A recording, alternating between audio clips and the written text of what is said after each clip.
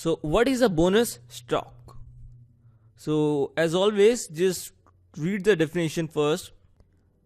So now let me explain bonus issue in details.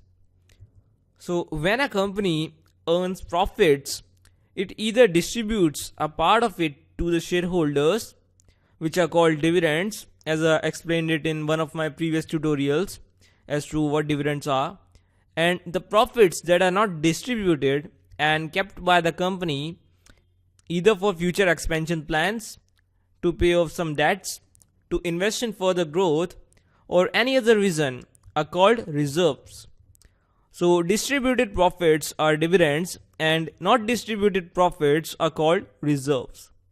So now as the time passes by, company may be growing and so the profits, which would obviously increase the reserves. So when the reserves increases to a point where the company has sufficient cash but don't know where to use that cash, so in that case, sometimes company choose to issue bonus shares.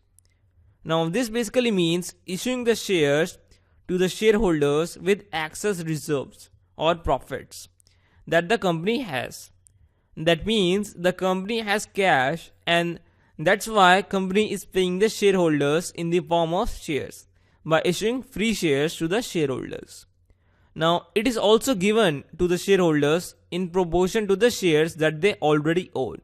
For example, a 1:1 bonus shares mean the shareholders will be getting one bonus share for every share that they have right now or that they own.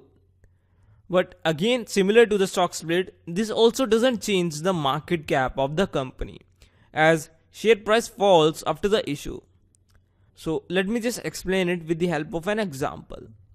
So for example, a company called Pied Piper wants to distribute a reserve of $10,000 in the form of bonus shares. So it announced a 1:1 bonus, and suppose the company's share price is $10. Then if the company issues 1000 shares, and assuming the fact that there are already 1000 shares outstanding of the company in the market. So there are 1000 shares in the market and another 1000 shares the company is gonna issue as bonus shares to the shareholders. So after the company issues all the shares to the shareholders, there will be 2000 shares in the market. As the price of shares was $10 and previously the shares were 1000, the market cap was previously $10,000. That is number of shares into price of the stock. That would be $10,000.